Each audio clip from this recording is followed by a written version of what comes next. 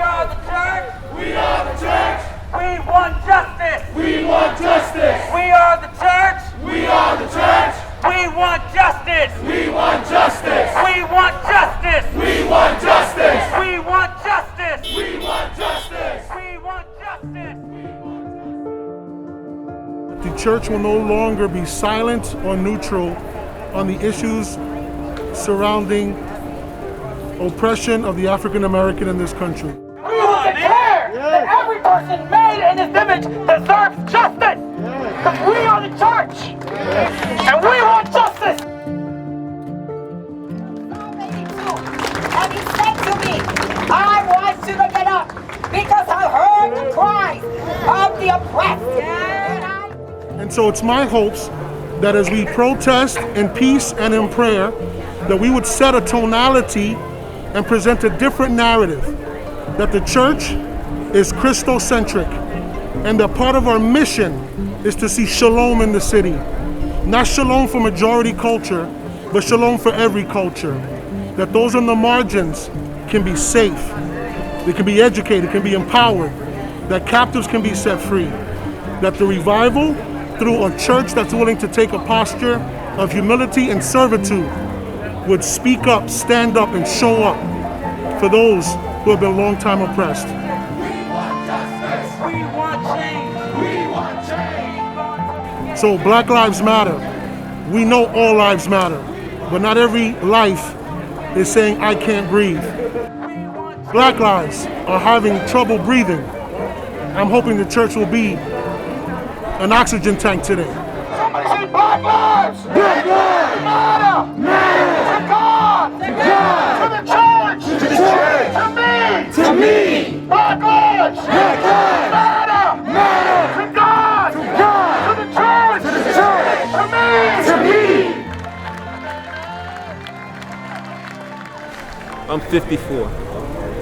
I remember holding my son, who's now 30 years ago, as I watched the riots happening in LA because of the Rodney King verdict that came out. I'm here, I'm looking at my own life and the things that I've experienced, and the profiling and the rejection because of being a black man, and my emotions have just been all over the place. And because of that, I'm saying I have to speak out so that it's different for someone else. We are the church. We want justice. I'm hoping that we say to all of our legislators and all of those in government that laws must change, that there must be accountability, that there must be legislation that not only addresses what we're talking about today, but goes into all areas of injustice, education, socioeconomic reform. This can't continue. We ain't going till we get it. We ain't going. I'm hoping that this is not just something that we raise our voices about today, and then when things die down, we die down. No, let it be that we're always active on issues of addressing racism and injustice in our society. I'm a lead pastor for the last 20 years, and I really haven't seen a movement like this, so you can see how God is moving and how God is working and bringing and uniting us with a common cause. I think we're putting our differences aside, our denominational affiliations aside, and we're saying, now is the time. If we don't do it now, when are we going to do it?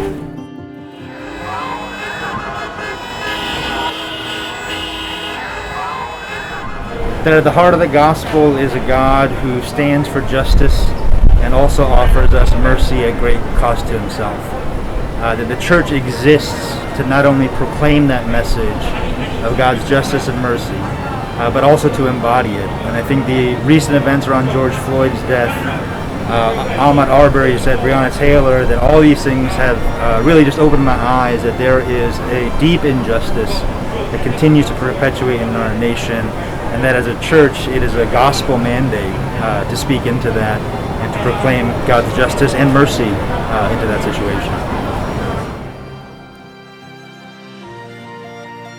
Today we have marched in the name of Jesus Christ for justice in our land.